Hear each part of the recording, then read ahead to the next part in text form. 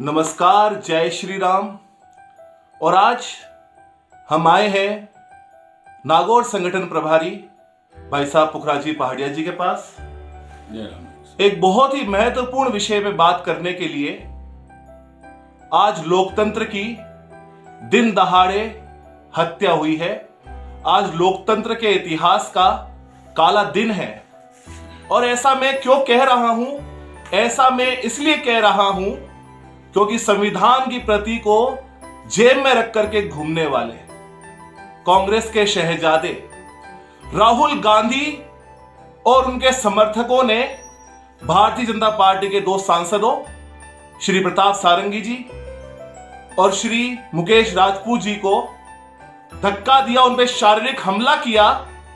और धक्के का इंपैक्ट इतना पावरफुल था कि उन दोनों के सिर से खून निकलने लगा। उन्हें आईसीयू में भर्ती कराया गया बड़े नाजुक हालत के अंदर। और बहुत ही निंदनीय ये कृत्य किया है राहुल गांधी जी और उनके समर्थकों ने। इस बात पर मैं नागौर संगठन प्रभारी भाई साहब पुखराजी पहाड़िया जी का एक रिएक्शन लेना चाहता हूं। जो भी आज हुआ है संसद भवन के अंदर, उसके ऊपर क्या कहना चाहेंगे भाई साहब? क्योंकि ये कहते हैं कि हम तो मोहब्बत की दुकान चलाने वाले हैं, तो ये मोहब्बत की दुकान है या नफरत की दुकान है? इस विषय पे आप क्या कहेंगे? देखिए, आज देश की जनता ने दूरदर्शन पर सारी चीजें देखी है। जिस प्रकार संविधान का गला घोटा गया है, संविधान की हत्या की गई है, प्रजातांत्रिक मूल्यों का हनन किया गया है, ऐसी घटना संसद में पहली बार हुई है। ऐसा संसद में कभी नहीं देखा गया। हमारे हिंदुस्तान की संस्कृति प्यार और मोहब्बत की संस्कृति है। पक्ष और विपक्ष दोनों का अधिकार होता है प्रदर्शन करना, लेकिन प्रदर्शन में शालीनता बरतनी चाहिए। लेकिन आज तो हमारे कांग्रेस के बड़े नेता, जो अपने आप को कांग्रेस के स्वयंभू नेता मानते हैं, राहुल गांधी, उन्होंने तो आज सारी हदें पार कर दी। और लोकसभा के उस गेट पर कांग्रेस ने जो है, और कांग्रेस के अन्य सांसदों ने भी, उसमें राहुल गांधी की प्रमुख भूमिका में हमारे सारंगी जी और राजपूत दोनों सांसदों पर हमला किया, उनको धक्का दिया। धक्का देने के बाद भी अगर जैसे उनको पकड़ के लाए तो हमारे लोग कह रहे थे कि आप गुंडागिर्दी करते हो, तो उन्होंने कहा कि साहब ये तो होता रहता है संसद में।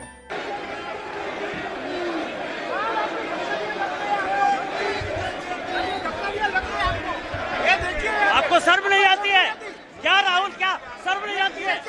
क्या शर्म नहीं आती है? गुंडागर्दी करते हो, बूढ़े को गिरा दिया जाता है। इतना कौन सा गुंडागर्दी करते हो? नहीं, देखिए हाँ किया है मगर ठीक है, कोई मतलब धक्का मुक्की से हमें कुछ होता नहीं है। ऐसा कोई नई बात नहीं है। इनके पिताजी ने भी पहले, जब 84 में दंगे हुए थे, सिखों की हत्या हुई थी, इंदिरा गांधी मरी थी और सिखों की हत्या हुई थी, तब भी इनके पिताजी ने कहा था कि बड़ा पेड़ गिरता है तो धरती हिलती है। जब भी कोई बड़ा पेड़ गिरता है तो धरती थोड़ी हिलती है। इसलिए कोई खास बात नहीं है। इनकी दादी माँ इंदिरा गांधी जी ने भी देश में आतंकवाद को बढ़ाने के लिए भिंडरावाला जैसे आतंकवादी को उन्होंने पनाह दी। ये उनके डीएनए में है। ऐसा करना कोई बहुत बड़ी बात नहीं है इनके लिए। लेकिन मैं कहता हूं, आज देश की जनता अपनी आंखों से, आपने सबको देखा है। राहुल गांधी जी कह रहे हैं कि साहब सारा कैमरे में कैद है।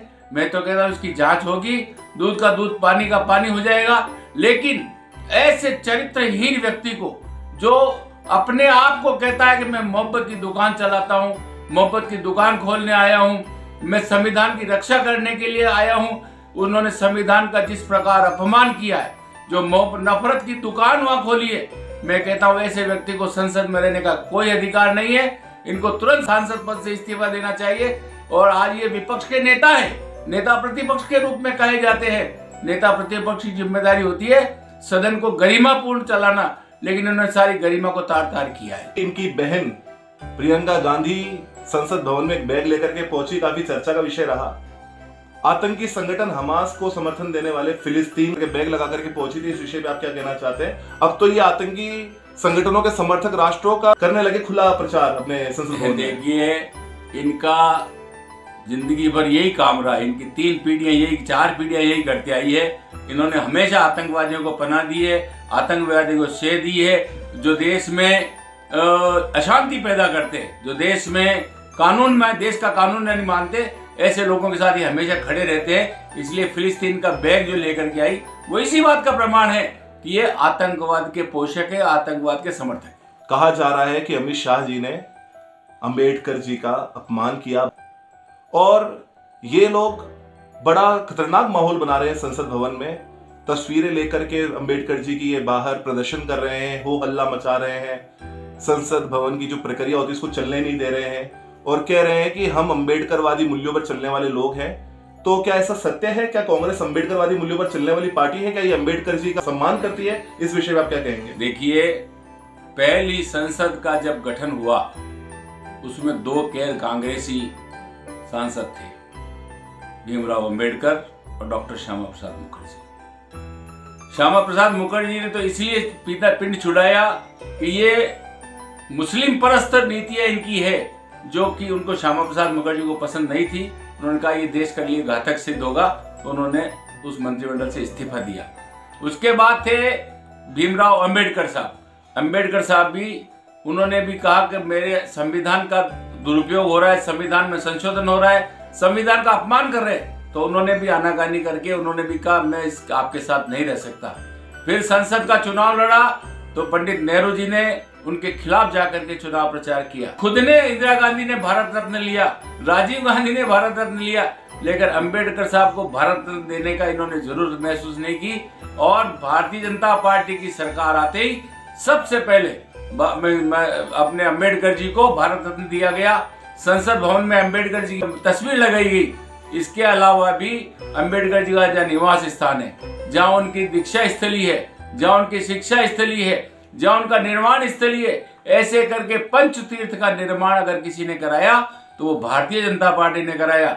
ये हम पर अंबेडकर से आपका विरोध करने का दावा करते हैं, ये कहाँ तक सत्य है? आप अपनी खुद की बगल में झांक के देखो कि आपने अंबेडकर साहब को कितना सम्मान दिया है। आज आप अंबेडकर साहब के नाम को लेकर के संसद में गतिरोध बनाए हो। मैं कहता हूँ ये संसद को आराम से चलने दो, संसद में बहस करो, आप बैठ करके सब मुद्दे आ जाएंगे। आप केवल आपको संसद नहीं चलने देना है, यही प्रण लेकर के चले हो तो ये राष्ट्र के लिए घातक है, देश की अर्थव्यवस्था के लिए नुकसानदायी है। करोड़ों रुपया रोज का संसद पर खर्च होता है, ये मितव्ययिता कहाँ से आएगी? ये पैसा कहाँ से आएगा? इसका जवाब कौन देगा? इसकी जारी जिम्मेदारी कांग्रेस है। बहुत बहुत धन्यवाद। और अंत में मैं आपसे एक निवेदन करना चाहता हूं कि आज ही के दिन काकोरी कॉन्स्पिरेसी में शामिल क्रांतिकारी राम प्रसाद बिस्मिल जी, अशफाक उल्ला खां जी और रोशन सिंह जी को फांसी दी गई थी। इतने अल्पायु के अंदर उन्होंने देश के लिए अपना सर्वस्व समर्पित कर दिया। उन वीर क्रांतिकारियों के लिए, उनके परिजनों के लिए आप क्या कहना चाहते हैं? इन तीनों महान सपूतों को मेरा शत नमन है। इनके परिवार वालों को भी बहुत बहुत धन्यवाद है और उनसे कहूंगा कि आप उनके बताए हुए मार्ग पर चले। जैसा उन्होंने देश की सेवा की है, देश के लिए कुर्बान दिया, बलिदान हुए, उन सबको शत नमन है, बारंबार प्रणाम। तो ये थे पुखराज पहाड़िया जी। तो अगर आपको ये आज का वीडियो अच्छा लगता है तो इस वीडियो को लाइक, शेयर, सब्सक्राइब करना मत भूलिएगा। आज के लिए इतना ही। भारत माता की जय, वंदे मातरम। जय श्री राम।